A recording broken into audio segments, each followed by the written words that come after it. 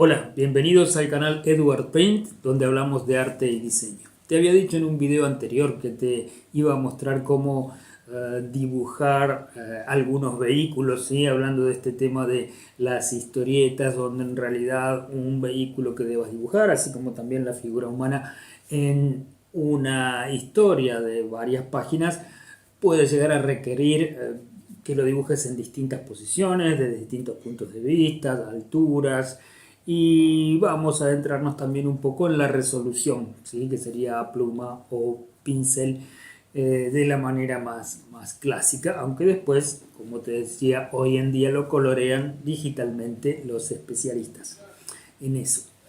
Eh, Generalmente los diseños de los automóviles hoy son más bien rectangulares, son todo un poco estándar en cuanto a su estructura. Por eso yo cuando trabajo con los alumnos, sobre todo, elijo específicamente de todas las maquetas que tengo como modelo para trabajar con ellos, algunos diseños más particulares donde haya algunas formas curvas para dificultar un poquito la cosa, pero con la intención de que puedan visualizar los elementos fundamentales del diseño de una estructura, así como en un nivel superior, ¿sí? Cuando ya hablamos de geometría sagrada, en esos otros cursos dibujan caracoles. Pero bueno, a ver, este que ya fue protagonista en otro video, el 60, Constitución Tigre Hotel, es el Mercedes-Benz 1112, que acá en Buenos Aires lo conocemos como la Perlita. En realidad nada que ver con el 60. La Perlita fue el modelo de colectivo históricamente de una empresa que se llamaba así porque Perla era la hija del dueño y en realidad era la línea 6. Yo tomaba desde Pompeya el 6 en los años 80, me llevaba a la zona de Congreso, creo que hacía Pompeya Retiro, no sé ahora si eso habrá cambiado o no, pero en esa época que yo lo tomaba, el colectivo era azul, como es todavía ahora. En aquel momento la Perlita era roja. Digo estas cosas que tienen que ver con la historia. Es bueno saberlas y conocerlas cuando uno tiene que meterse a dibujar un objeto, un vehículo, así como si fueran helicópteros, aviones, eh, porque tenés que empezar a empatizar con esos objetos, a tener una relación de otro lado, no es solo ponerse a dibujar algo y punto. Es esa cosa, tiene una historia, no es un pedazo de metal y punto. Entonces, a partir de ahí, incluso vos desde tu lugar de dibujante, también vas a poder hacer un aporte a lo que diga el guionista en sus historias, ¿sí? Porque seguro que el guionista tiene conocimiento de estos elementos. Bueno, esto sí es sencillo dentro de todo, más allá de las complejidades de los detalles que hacen característico al colectivo, pero en realidad digo que es sencillo porque es básicamente un rectángulo, donde está la forma característica es acá en el frente, a qué altura está en la rueda respecto del parabrisas frontal, esta visera, la puerta trasera también en relación con las ruedas traseras, y ese tipo de cosas son las características que hacemos en los bocetos. Año 1953, los alemanes diseñan el ratón. Acá se lo conoció como el ratón alemán. Claro, Alemania estaba en una crisis económica posguerra muy fuerte. Y a decir verdad, una exposición que se hace en Turín, Italia, donde unos fabricantes de moto presentan un prototipo de ratón que originalmente era de 3 ruedas, con esta rueda trasera, pero una sola. Y ahí BMW les compra los derechos para fabricarlo en Alemania porque era un auto muy económico para que de nuevo la clase media tuviese un vehículo para movilizarse. En realidad era 2,80 metros por 1,40, era una cosa así. Me acuerdo que en Paraná de Entre Ríos un tío mío tenía uno de estos, ratón. Y la particularidad que tenía es que se abría por el frente, porque era la parte más ancha que tenía. Entonces, así se abría la puerta y también, claro, tenía el techo que se deslizaba hacia atrás. Decían los alemanes que era por cuestiones de seguridad, por si había algún accidente frontal para sacar a las personas por aquí arriba. Pero bueno, también esto les hacía llevar cosas por ahí, las cañas de pescar. En fin, después se diseñó un modelo con las 4 ruedas, incluso con 4 puertas para que vayan 2 personas detrás, pero eso fue un modelo posterior. El que se fabricó acá en Argentina era ese modelo del clásico ratón alemán como este, que la parte lateral del diseño era una sola placa. Se hizo en Lomas de Zamora. Y este, por ejemplo, tiene una forma que es más bien cilíndrica y que aquí tiene determinado ancho y se va haciendo cada vez más angosta. Por eso es que lo utilizo como modelo para dificultar un poquito las cosas. Bueno, esto es emblemático, ¿no? La combi de Volkswagen, que la utilicé, este fue el modelo que utilicé cuando hice Los Navegantes de las Esferas, esa historia de aquel diseñador industrial que viaja a Woodstock en esta combi con su compañera de ese momento y se pierden en el tiempo. Lo importante es que las maquetas, primero, tengan un diseño lo más fiel posible a la realidad. Se pueden conseguir buenas maquetas. Y después que tengan, por ejemplo, apertura. Al abrirse las puertas, ¿qué sucede? El punto de fuga lógico que puede dibujar uno, acá las puertas van generando otras fugas, otros puntos de fugas. Ahí se empieza, uno puede decir, a dificultar el dibujo. Sí, pero se empieza a enriquecer la imagen, ¿sí? Desde lo estético. Entonces es bueno que sucedan este tipo de cosas, estas posibles aperturas. Está re duro. Ahí está. Otra cosa emblemática también, el Citroën. Este es un 13B.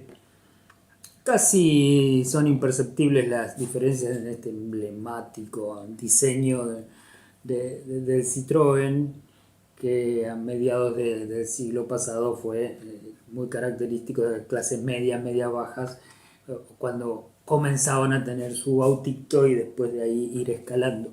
El Citroën 13B tenía espejos laterales, increíblemente el 12B no tenía espejos laterales. Más allá de una pequeña diferencia de velocidad, también de 10 kilómetros nada más, las puertas del 12B, se le decía el sistema de puerta suicida, que se abría así de adelante hacia atrás. En cambio el 13B ya se abre más como la mayoría de las puertas de los automóviles hoy. Después tenía más variantes, el hecho de abrir la capota, ¿sí? Que se abría también desde adentro. En el 12B solamente desde afuera en 2 posiciones. Y así, después otro tipo de cuestiones más internas que tienen que ver con el motor. Bueno, esta forma, cuando la dibuja, tiene que ser un Citroën, no puede ser otra cosa. Porque es muy característico. Los faros que están ahí arriba, así del famoso coche rana. Entonces, desde donde lo veas, desde donde lo dibujes, la relación de formas, curvas, rectas, alturas, distancias, tiene que hacer a que esto sea un Citroën y no otro objeto. Paralelamente al ratón, en el año 53 salió la de Chevrolet, ¿verdad? Que incluso había unos modelos que eran más chatos todavía, el chasis mucho más bajo, pero realmente este era un fierro. Y tiene esta forma exagerada en la parte frontal que la hace muy característica y me gusta mucho que se dibujen estas cosas porque realmente hacen a darle personalidad a la ilustración, al modelo. Esto se hacía en Estados Unidos, esto se hacía en Alemania en la misma época. Es más, Estados Unidos después pasó, mirá qué interesante, a imitar los modelos de los aviones con el Impala, ¿te acordás que tenía esas aletas traseras que tenían que ver con los diseños aeronáuticos? Y después vinieron esos autos enormes, ¿no? El Cadillac. Después acá llegaron los de la marca Dodge, el Polar, el Coronado, que eran unos botes. Y Alemania hizo una alianza, además de con esa fábrica de motos, de donde se inició todo, con Messerschmitt. Messerschmitt, el diseñador de los cazas, los aviones alemanes de la Segunda Guerra. ¿Por qué? Porque optimizaron el modelo gracias a los diseños de Messerschmitt en cuanto a que el alemán hizo el diseño de la parte interna, de lo que sería la cabina, el conductor, como había diseñado los cazas, las cabinas de comando de los cazas alemanes. Una misma relación, auto-avión, pero con dos objetivos diferentes y con diseños totalmente distintos para la época y para el lugar. En fin, esa relación que uno tiene que tener desde la forma, también lo tiene que tener desde la semántica, desde la funcionalidad, entender el objeto y eso relacionado con la historia. Imagínate, qué sé yo, una persecución de un automóvil sobre otro, bueno, qué tipo de situaciones se pueden dar, empezar si lo dibujas juntos, empezar a establecer relaciones de forma, de tamaño, ese tipo de cosas. ¿De qué manera? Ahí lo ideal es jugar. Así. En cuanto a cómo captar las formas, lo que yo sugiero es ponerlo en vista, es decir, a la altura de los ojos, que no haya fuga. Eso es una vista, a la altura de tus ojos, para que no haya perspectiva. Ahí ya lo estoy mirando desde arriba, ahí lo estoy mirando desde abajo, entonces se me van a generar puntos de fuga. La idea es evitar eso con la vista y empezar a relacionar, tomando un módulo X, cuántas veces está X de acá hasta acá, de acá hasta aquí, y después relacionar eso. Cuánto mide de ancho una rueda, cuántas X, y etcétera, etcétera. Entonces ahí vamos a poder hacer una relación formal entre uno y otro y empezar desde lo más sencillo a lo más complejo. Una vez que tenemos más o menos eso, podemos empezar a jugar con las posiciones, es decir, desde dónde lo voy a mirar, como si giráramos con una cámara, si estuviéramos filmando. Y después otra complejidad, como te decía, empezar a abrir determinadas partes del auto para que generen otro tipo de perspectivas dentro del mismo objeto. Con lo cual ahí se va a complejizar un poquito, pero se va a hacer más interesante, de eso se trata. En fin, después de toda esta introducción, vamos a los dibujos. Para eso te sugiero que tengas pinceles. Yo voy a usar tinta china. Si no tenés mucha destreza con los pinceles finos, puedes usar plumas. Si querés un estilo más simple, donde no te compliques mucho en la resolución, puedes usar estilógrafos o microfibras, sí, que tienen distintas puntas, pero son uniformes, por más que aprietes va a ser siempre lo mismo. Esto yo generalmente no lo uso para la línea valorizada, para los contornos, lo uso para a través de las tramas generar grisados, pero en este caso voy a trabajar con plenos, y es que como realmente se trabaja sobre todo para el estilo de cómic, porque estamos eliminando los grises, ¿sí? Las tramas, y en todo caso sobre esa base después se colorea en forma digital, como lo hacíamos analógicamente y se hace todavía con tintas de colores. Las tintas son cada vez más caras, cada vez se consiguen menos las tintas de calidad, y cada vez más avanza la destreza de parte de los operadores de los programas para trabajar con el Photoshop y poder reemplazar a las tintas, al trabajo analógico. Así que en ese sentido, simplemente después hacer un buen escaneo de tu página para llevarlo a la computadora y colorearlo. Pero vamos a la parte demostrativa. Estoy con entonces el modelo de la camioneta Chevrolet 1300. Entonces, lo primero que establecemos es una relación ancho-alto, es decir, la caja que abarca, que encierra, que encuadra a mi modelo. Entonces digo, ¿dónde está la mitad? ¿Qué parte del vehículo pasa por la mitad? Es la parte trasera de la cabina, un poquito hacia atrás. Luego, esto es importante, ¿qué proporción hay entre toda la altura del frente, donde está el motor, a la altura de la cabina? No es exactamente igual. La altura de la cabina es más chica.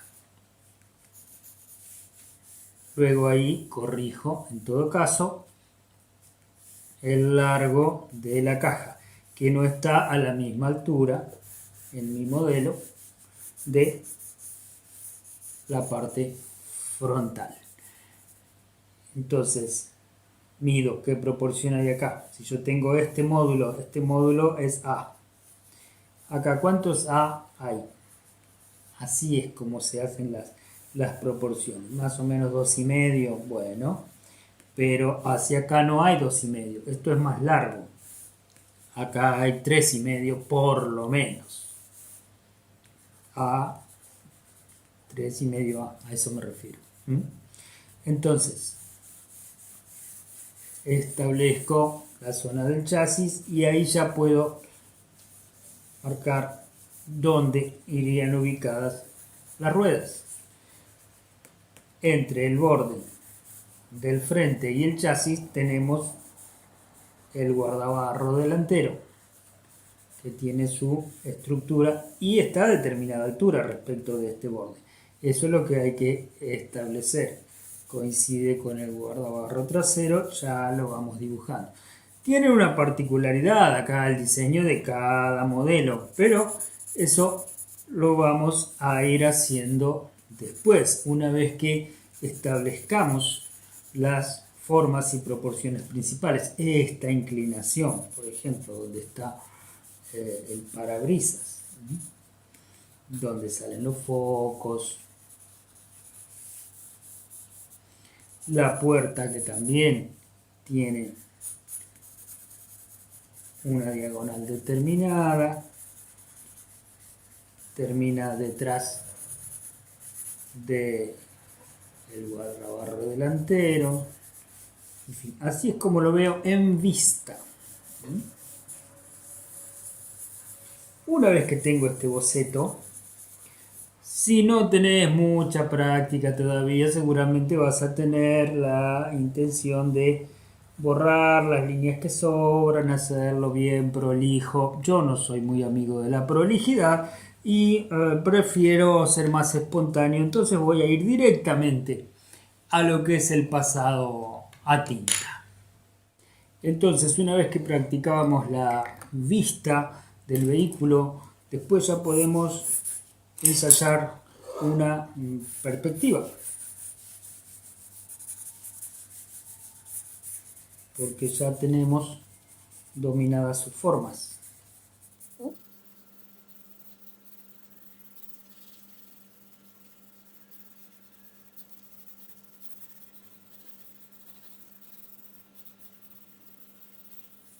más o menos lo planto, porque como tengo el modelo enfrente, y acá lo importante es que no trabajes de fotografía en lo posible, que trabajes con un modelo real, que vos puedas tocarlo, sentir las formas, la perspectiva, lo que sería el escorzo, ¿sí? Las tres dimensiones. No es lo mismo que mirarlo desde la fotito del celular. Entonces, ahora sí voy a pasar tinta. Bien, tengo una pluma, entonces empiezo a trazar los contornos, pero la pluma me permite un trazo irregular, darle cierta gracia, cierta personalidad al trabajo a través de la irregularidad del trazo, que yo la voy estableciendo con los distintos grosores. Entonces eso va a hacer que no sea tan monótono, tan frío, porque lo que estamos buscando es cierta expresividad dentro de lo que es un objeto inanimado, digamos, no es algo humano. Muy importante cuando trabajas con la pluma y tintas, no fijar con cintas la hoja sobre la mesa o sobre tu tablero, para que puedas trabajar con la mayor comodidad posible. Es decir, vas a necesitar dar vuelta a la hoja en algunos momentos para ayudarle a la comodidad de tu trazo. A efectos de mostrarte, trabajo con rapidez, pero te sugiero que vos lo hagas, sobre todo al principio, un poco más lento de lo que lo estoy haciendo yo. Esto es simplemente una muestra, tanto del dibujo como de la técnica del pasado a tinta y también del estilo. Porque acá, como te decía, no voy a trabajar con grisados, entonces aprovecho ahí a jugar con la línea de la pluma, que esto un estilógrafo no me lo permitiría. Si vos querés la perfección técnica, porque tiene que ser un modelo muy descriptivo para una ficha técnica del automóvil, bueno, ahí ya debieras trabajar con regla,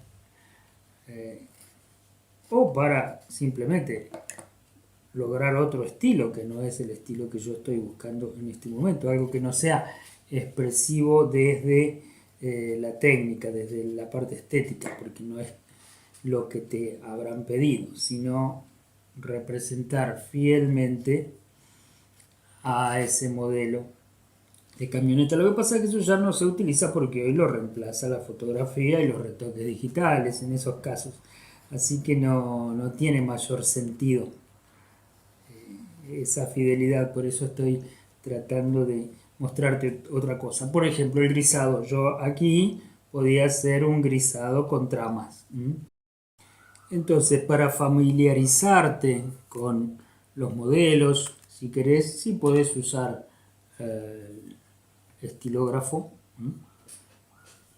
donde vas a lograr tener una línea firme que no va a ser tan sucia como la del lápiz, que puede ser una mezcla entre línea y mancha.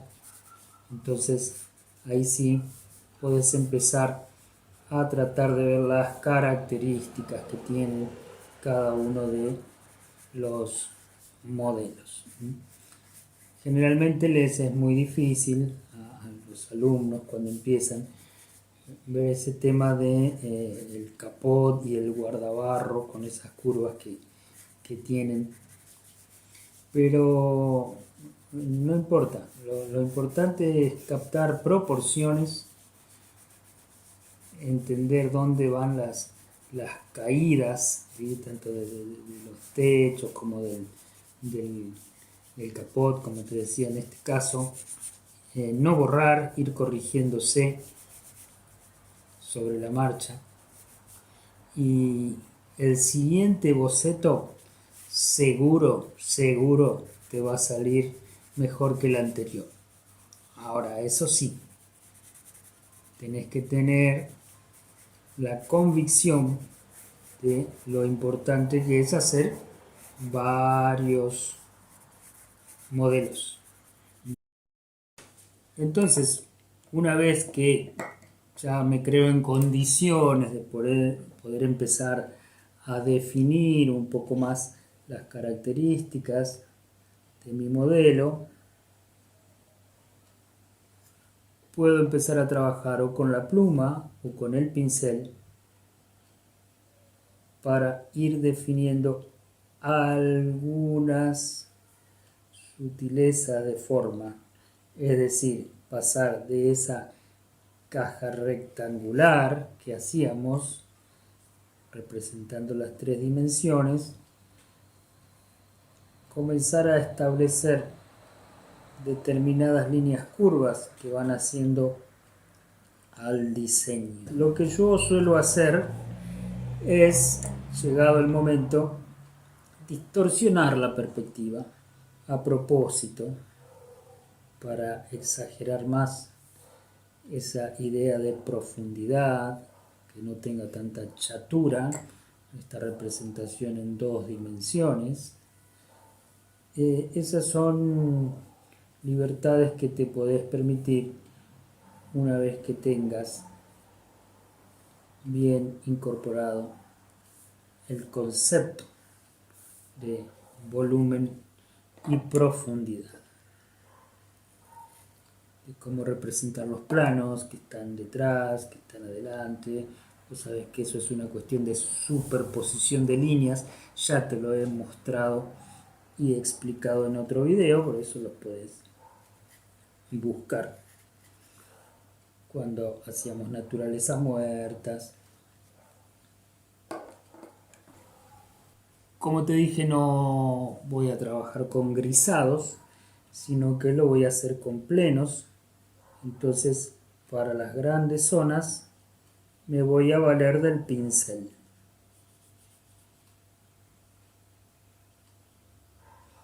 Para definir bordes, levanto el pincel, cosa de que el trazo se haga más fino, y cuando tengo que llenar zonas más amplias, lo voy a utilizar de manera más horizontal. Cuando ves que te vas cansando, no solo el pulso, la muñeca, sino cansándote mentalmente, lo importante es dejar. O seguir con otro dibujo, o directamente dejar de dibujar por un rato, para que no te resulte tedioso, porque todos tenemos nuestros tiempos, incluso vos mismo vas a tener tus tiempos al principio y después cuando estés más avanzado. No te va a llevar la misma cantidad de minutos la resolución lo más acertada posible de acuerdo a lo que querés lograr de un objeto u otro. ¿Por qué? Porque ya vas a tener automatizadas determinadas acciones, determinadas maniobras que se hacen tanto con la pluma o con el pincel. Ya está prácticamente definido. Y apenas hicimos un boceto. Zona. Al final se establecen los brillos, que puede ser o dejando la zona blanca sin entintar, o bien con témpera blanca, o en su defecto digitalizándolo una vez que lo escaneamos y lo pasamos a la computadora. ¿Sí? Eso es perfectamente válido, porque lo importante en las artes gráficas es la impresión que se hace de eso. ¿Sí? El resultado es el impreso, no el original. Entonces siempre tenemos la posibilidad de hacer pequeñas correcciones al final. Quiero mostrarte resultados finales y comentarte algunas cosas de algunos trabajos propios con más tiempo y de algunos referentes que han sido mis maestros, ¿no? Que en aquella época que te contaba que yo dibujaba a esos historietistas de la revista francesa y sí, los copiaba directamente para practicar.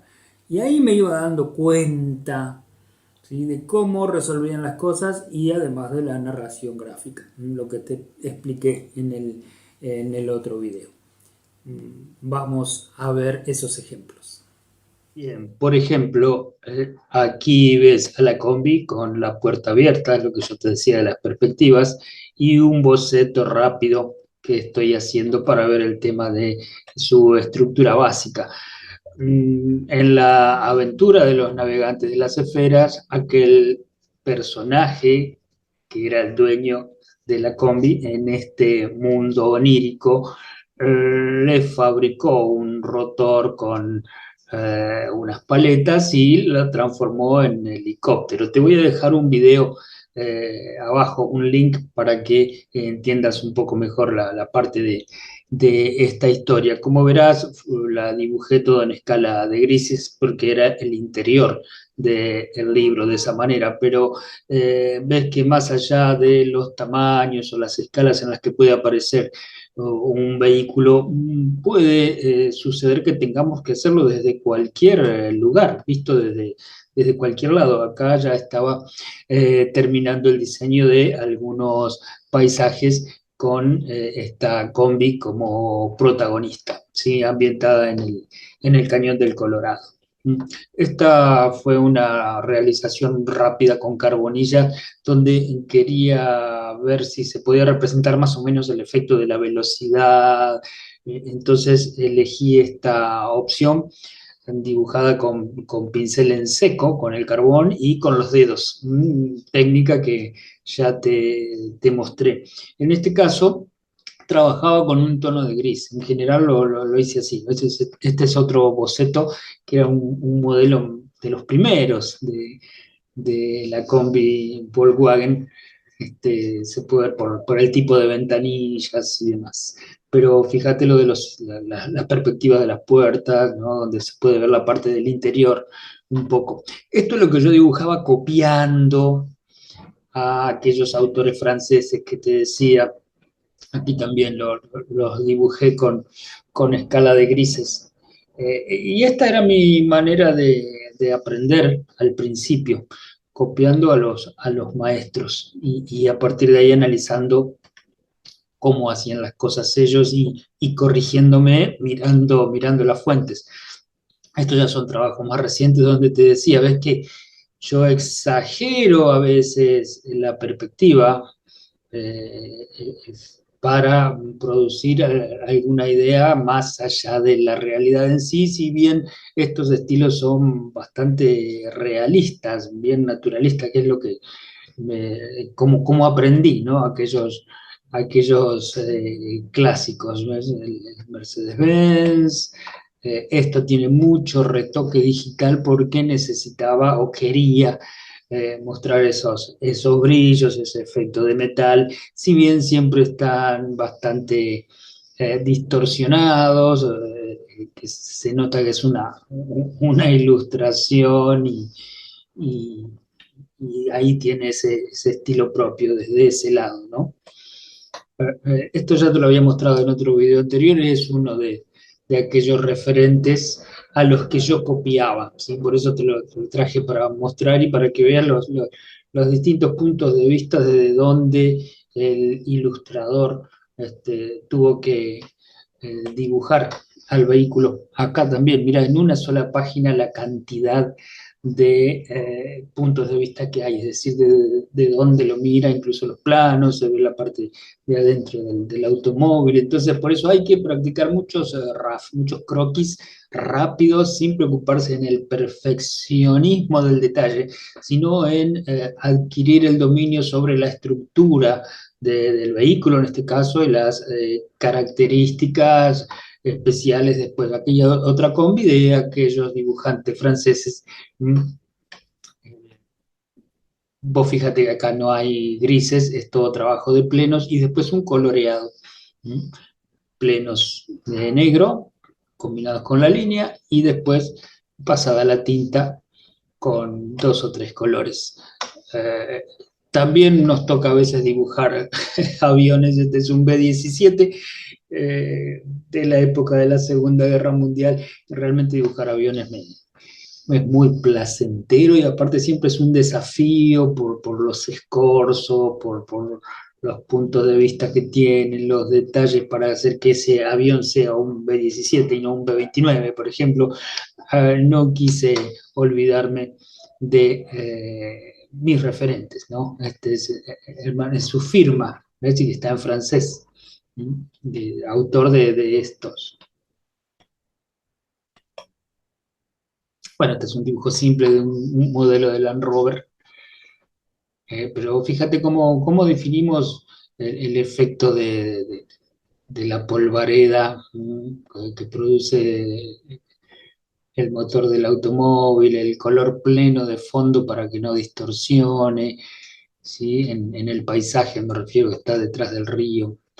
Es decir, poco color generalmente uso. Este es otro referente de aquella página que te acabo de mostrar, donde también, mira, primero en la viñeta horizontal visto de arriba y de costado, después visto de atrás y luego visto de frente con los personajes. Y mira también esto del color, ese color rojo que se destaca en ese paisaje, ya con tonos más pasteles, con tonos menos saturados, menos estridentes, para que la ilustración sea efectista. Mira el modelo de esta pequeña nave, de este avión, visto desde varios lugares. Entonces, para hacer esto que es recreativo, que tiene que ver con las ilustraciones para una historia, primero hay que hacer el análisis técnico, como en este caso, ¿ves? Visto de arriba, visto de perfil, lo que le llamamos la vista, o de frente, es decir, sin puntos de fuga.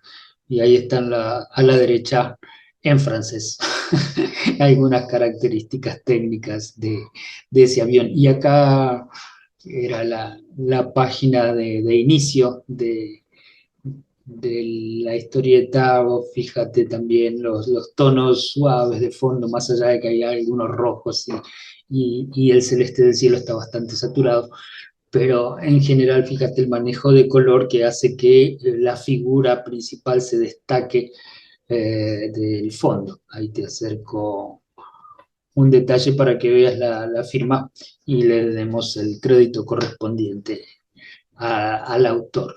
¿Mm? Entonces, te propongo que busques una maqueta de algún vehículo, que empieces a ver las estructuras, es decir, proporciones entre sus partes, sin punto de fuga, visto así lateralmente, después de frente o de atrás y desde arriba. Una vez que tengas incorporadas esas características, empezá a moverlo. ¿Mm? Y ahí sí, incorporas una perspectiva, incluso si te animás a verlo desde arriba, para luego empezar con un tratamiento, pluma, pincel o estilógrafos, simplemente los de línea continua. Y después te propongo que incorpores un segundo personaje e inventes una breve historia. Me acuerdo una película de Spielberg que la había hecho como algo experimental, creo que era cuando estaba estudiando todavía al principio, que se llama Reto a Muerte, que es simplemente la persecución de un camión hacia un automóvil. Incluso no se llega a ver el perseguidor, la persona, solo se ven detalles, sus pies. Es muy interesante porque solo con esos dos elementos Spielberg crea una película con mucho suspenso, mucha intriga, ¿sí? Con solo ese argumento. Y es muy interesante para verla pensando en estas cosas, desde dónde mira, es decir, las distintas tomas, la perspectiva, los planos detalles, todo eso que vimos en lo de narración gráfica del video anterior. Agradezco todos los comentarios que hicieron sobre el video anterior y aprovecho a responder algunas consultas. Los cursos presenciales de ilustración se hacen en Buenos Aires, el resto está disponible de manera online y a todas las preguntas que hacen a través del mail o las consultas, también por la página de Facebook las contesto de inmediato. Nos vemos en el próximo video.